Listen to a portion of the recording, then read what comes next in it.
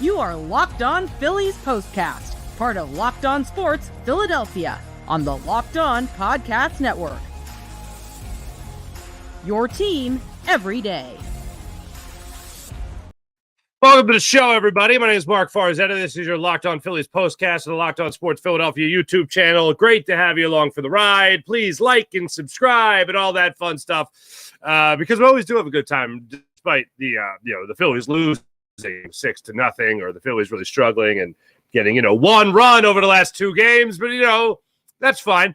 Look, I understand that the Phillies have a nice lead here in the NL East. I understand that the Phillies don't have their MVP. I understand they don't have their lead.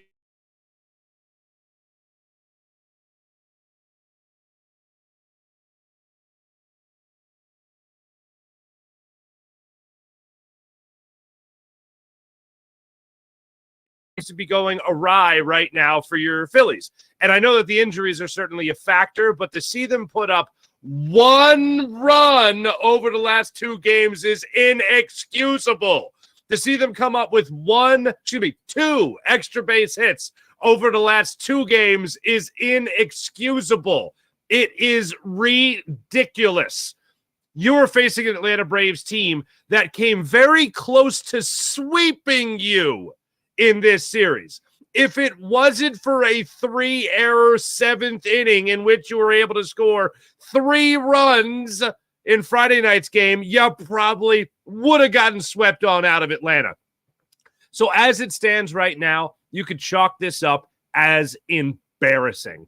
Absolutely. Do I hope it's a wake-up call? Do I hope it's some attention getter? Do I hope it shakes things up? And when Schwarber comes back on Tuesday and Harper comes back, hopefully Tuesday, maybe a couple of days later, and then JT comes back after the All-Star break, it helps, rally the troops. But right now, this Phillies team looks like they're just waiting, dying for Bryce Harper, Kyle Schwarber, and JT Realmuto to return back to this lineup. Because as great as Nick Castellanos has been hitting over the last 30 days, can you believe this?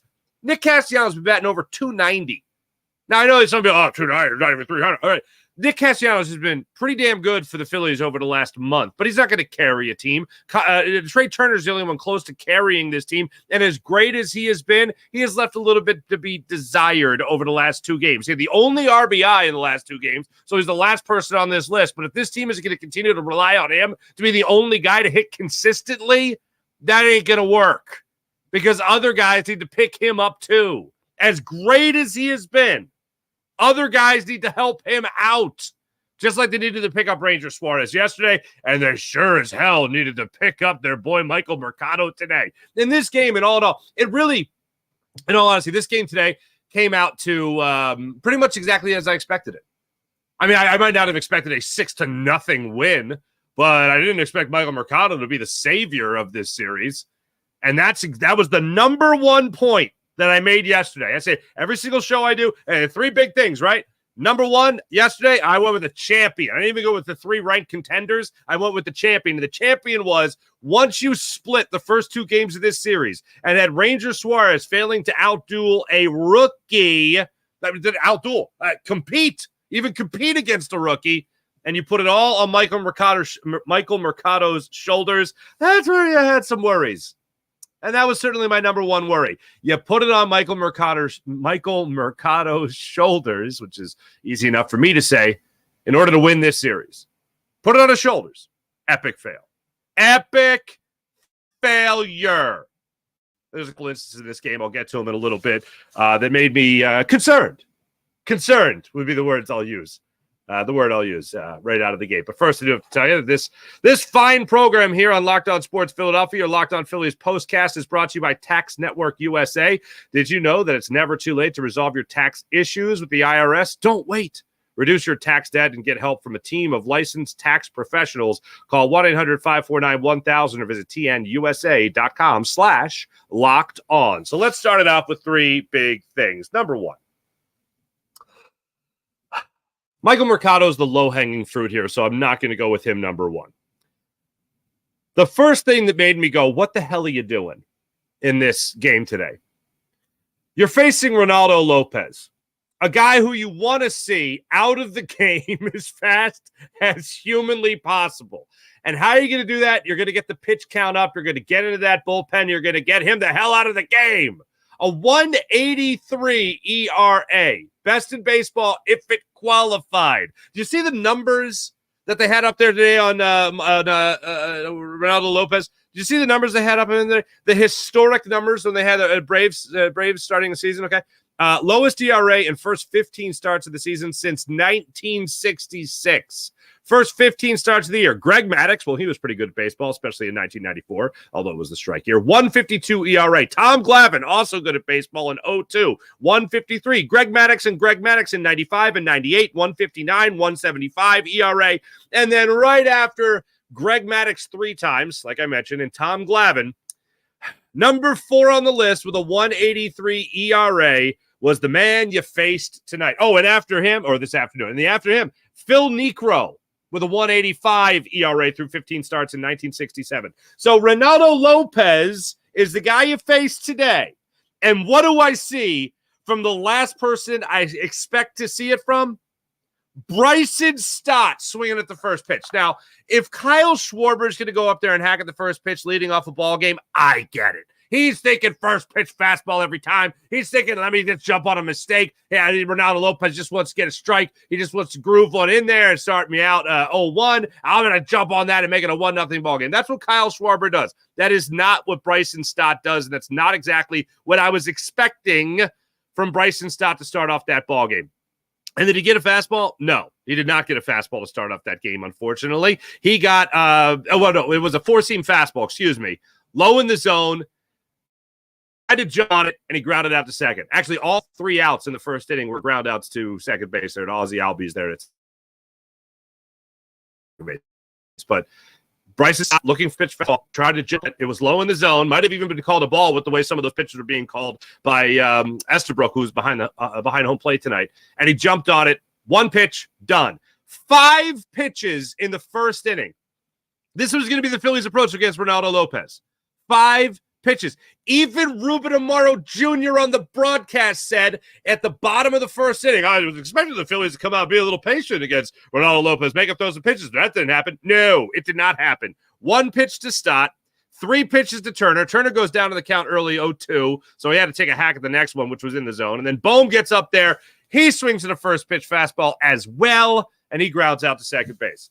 That was pretty much a sign that, yeah, things were going to go well for the Phillies today if that was going to be their approach. Nick Castellanos, Garrett Stubbs had 9 and 10 pitch at bats today. And Bryson Stott, of all people, is going to be hacking at the first pitch? Not the approach. Not the approach. So that was the first thing that really came out. I mean, 5 hits, 2 of them came in that 9th inning. The offense has just been dead over the last 2 games, and they left a lot to be desired over the last 2 games, and especially today when they were shut out for just the 3rd time this season. Number 2, Michael Mercado. Okay, I couldn't have predicted 5 runs. I couldn't have predicted that. Oh, I wrote it down. I couldn't have predicted for Michael Mercado that 23 of his first 43 pitches were going to be balls. Not a strong start. Not a strong start at all for Michael Mercado. He got lucky in that first inning, had the 4-pitch walk to Kelnick.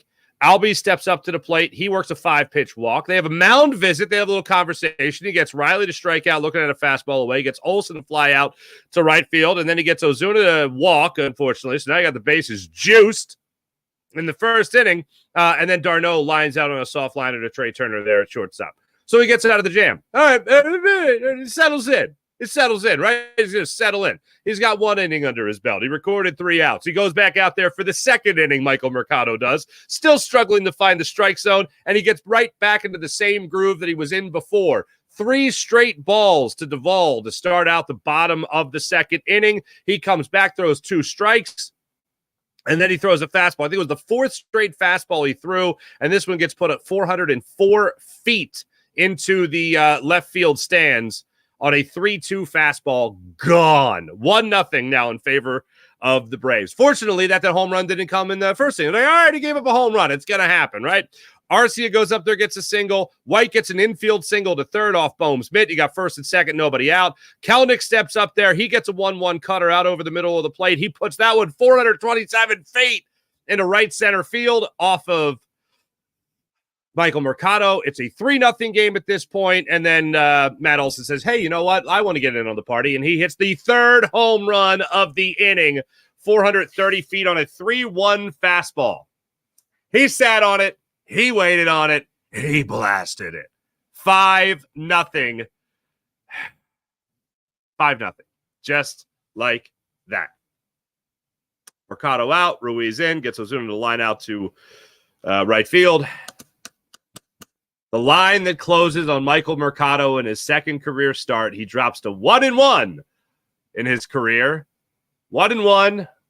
Inning and 2/3. 5 runs, 5 hits. 3 home runs surrendered. As we would come to find out later in the game, it looks like Tyler Phillips should have made the start. He's pretty good. He's actually pretty good at throwing a baseball. So number 1, the Phillies offense sucks.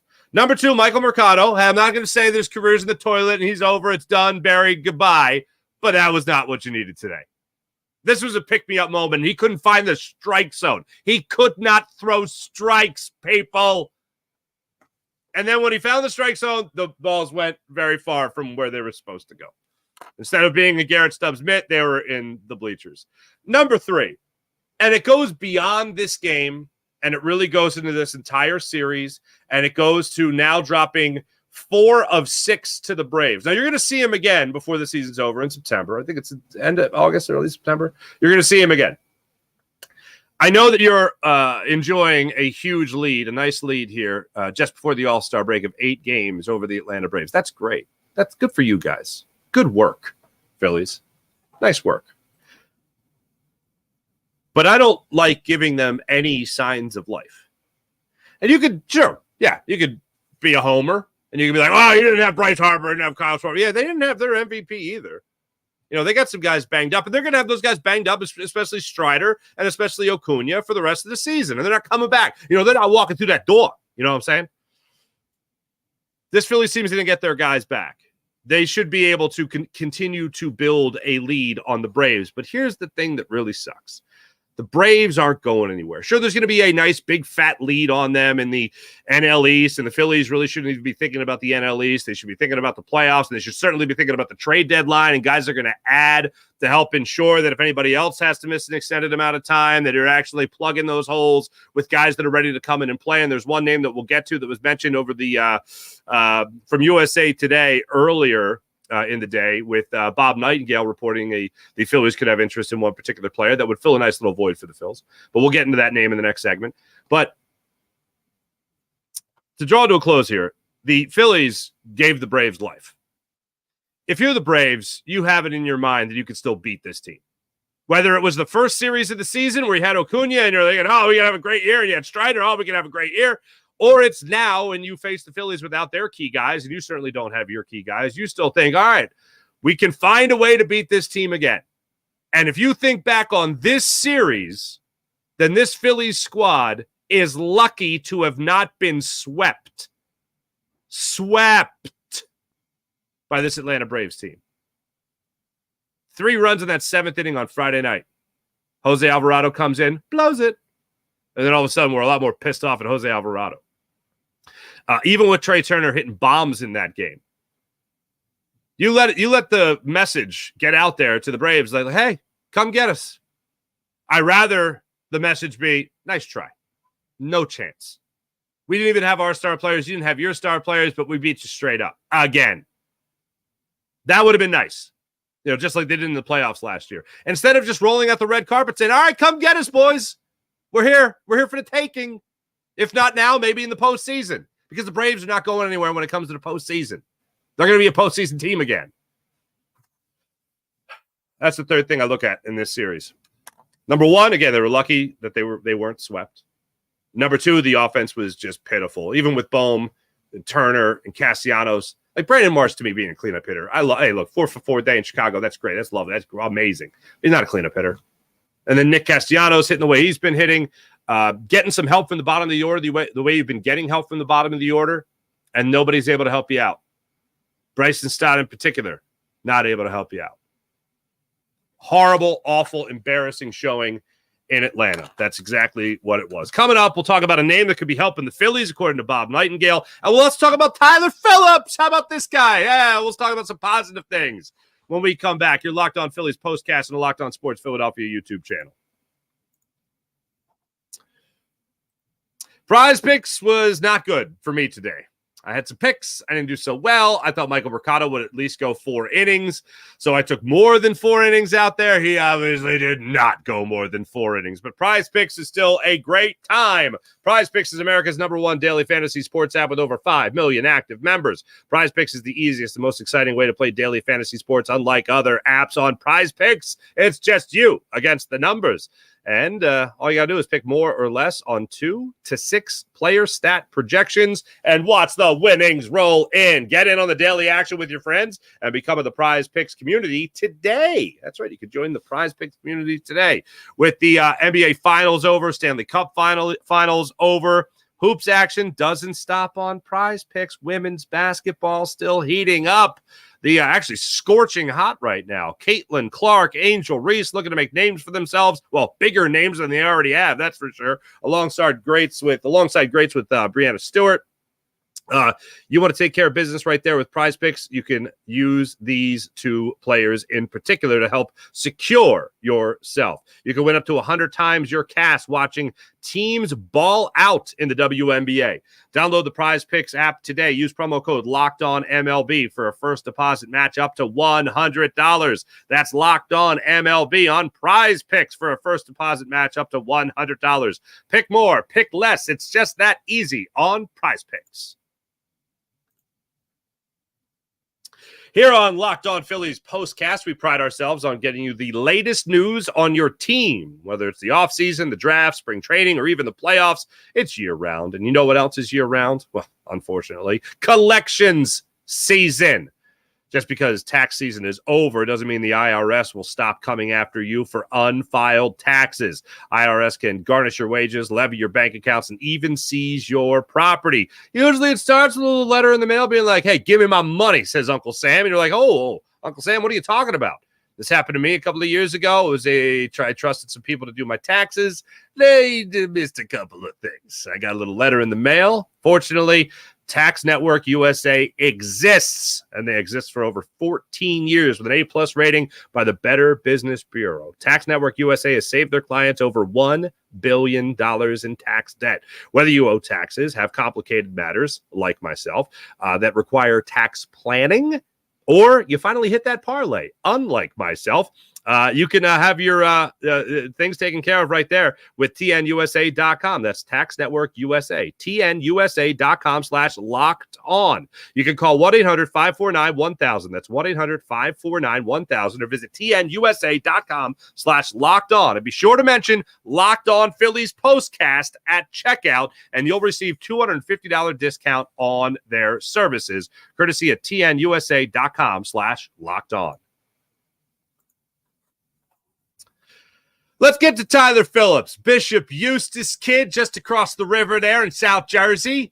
Makes his major league debut with the Phillies. He was doing one hell of a job at the minor league level for the Lehigh Valley Iron Pigs. Comes up here to the Phils. First off, I see him go out there. I'm like, Tyler Phillips? Huh? Comes out of the bullpen to take over after Matt Strom pitched. The next guy and last guy they had out there was Tyler Phillips. He ends up striking out the first 4 batters that he faced in the ball game this afternoon. He came in the 5th inning. Matt Strom pitched a 1-2-3, bottom of the 4th inning. Tyler Phillips comes in the 5th inning. He gets Matt Olson to strike out looking at a curveball. Then he gets Ozuna to chase a sweeper away and then gets Travis d'Arnaud to strike out on 3 pitches on a sweeper. 12-pitch first inning in the big leagues. He strikes out the side. But wait, there's more. Faced Duvall again in the 6th inning now when he comes back out. Strikes out Duvall looking at a sweeper away, just fooling him. Arcia then goes up there, lines out to left field. And then White had to hit a home run off on a first pitch sinker that he saw just right across the middle of the plate. And White put it in this left field. I don't even know if he reached the seats. 377 feet to left field. Made it a 6-0 ball game. And then he struck out Kelnick on a changeup, using everything. Comes back out for the 7th inning, gets Albies to fly out to center field. Riley gets a double off him, but he settles nicely after that. Olsen grounds out to second base. Riley reaches third, but he strikes out Marcell Ozuna, one of the leaders in RBIs in Major League Baseball. He got him looking at a sweeper. That sweeper was really looking nasty for him today. Then he gives up another double, a one-out double to Duvall in the bottom of the 8th inning. Arcia grounds out to short, and then he strikes out White for his 7th strikeout in his Major League debut. How about that? That one also on a 3-2, on the third pitch of the at-bat, he buried, I think it was a curveball, and White offered at it, and they rung him up on the strikeout. 7 strikeouts for Tyler Phillips in his Major League debut over 4 innings of work. He gives up just 1 run, and it was that home run. 3 hits in total. Welcome to the big leagues, kid. And I don't know if that was his fiance or his girlfriend in the stands, but that's beautiful. That was a beautiful moment. You'll absolutely love to see that. I did mention Bob Nightingale of USA Today did put out there a name that the Phillies are supposedly eyeing up right now, and it's an outfielder, Brent Rooker of the Oakland A's, who just so happened to be coming to Philadelphia for a series in South Philly. After the Phillies and Dodgers start up a 3-game series on Tuesday, the Oakland A's come into town just before the All-Star break. Rooker was an all-star last year, hit 30 home runs with a 246 batting average and a 329 on-base percentage. This year, power numbers still looking pretty damn good. 18 home runs on the season. He's hitting 277, and he's got a 351 on-base percentage. He's a right-handed bat. I would absolutely take him on this Phillies line. Look, there are names that are out there, and I've mentioned Ian Happ from the Chicago series, of course, with the Cubs. I have mentioned also in that series, Cody Bellinger. This is another good name, another good option for the Phillies to have. Brent Rooker right there of the Oakland A's. Wouldn't mind seeing him in red Phillies pinstripes as well. So it's an interesting name that the Phillies are monitoring, one that could certainly come in and help them right now. Let's see what you guys want to say about this awful loss to your Philadelphia Phillies. What's going on by your Philadelphia Phillies? IBH, good afternoon. Can't wait till the big guys are back. Holy cow. Me neither. Dr. MP, they sucked so mad. It's like losing to the Cowgirls. Now I get a whole bunch of weeks hearing that ish. Yeah, it's not fun. It's not fun. They should have been swept. In all honesty, they could have very well been swept.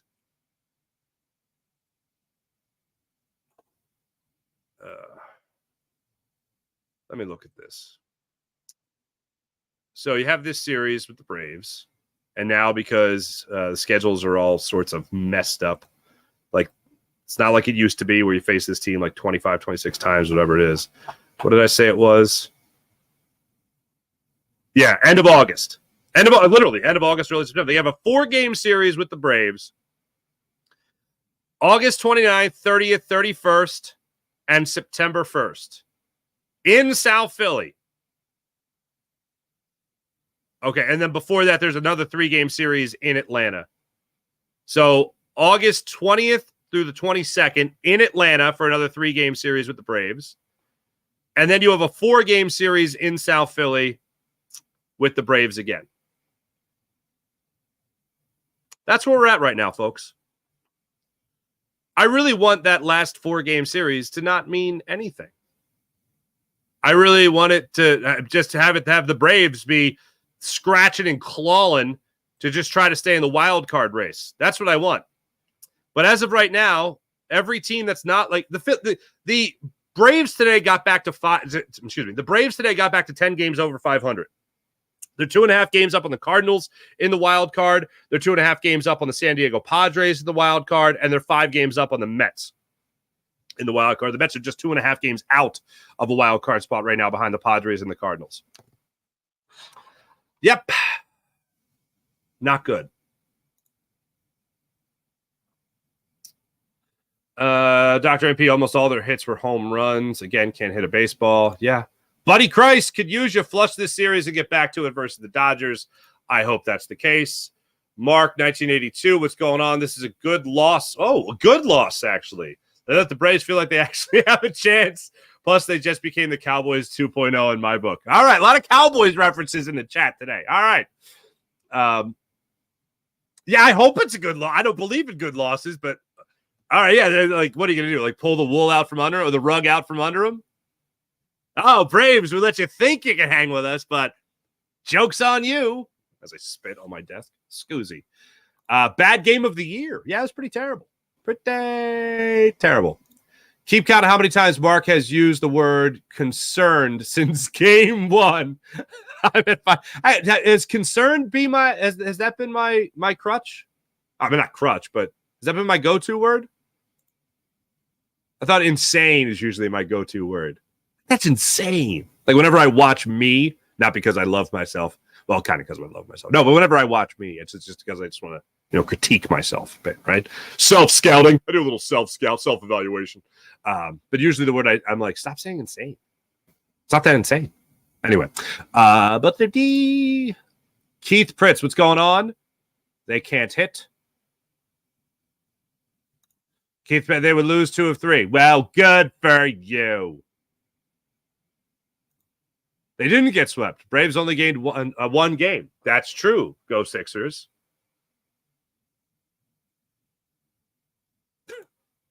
He's a minor leaguer, far as you take what you can get from Mercado. I know, go Sixers. That's why my point yesterday, number one thing, not even number one, champion thing, was the fact that you just, thanks Ranger Suarez, you just put it all on Mercado's shoulders. Oh, Keith Pritz, 8 games ahead, not for long. That would be an ultimate punch in the old you-know-where. We lost to the Red Sox and the Orioles when we had Schwarber and Harper. Yes, it was terrible. Red Sox, though, I will say this about the Red Sox. The Red Sox have been hot ever since the Phillies played them. Like, where are they right now? Holy Stromboli! The Red Sox were, I think, 2 games. Oh, they lost, but they've won 6 of the last 10. The Red Sox are 8 games over 500. They were 3 games under 500 when the Phillies played them. And now they're 8 games over 500 and in a wild card. Yankees, Twins, Red Sox. Swept. True. It would have been true. Turner is carrying this team, leads the lead off. I'm not moving him. If he's that hot, I'm not moving him. Stott just needs to be more like Bryson Stott. Like the production with Bryson Stott has been down this year. That's not an argument. What's wild to me is seeing the different approach. Like he never jumps on first pitches. Graveyard. Oh, you were on graveyard shift last night, Spurgeon King. What's going on? Glad I was asleep for that debacle. Well, lucky you.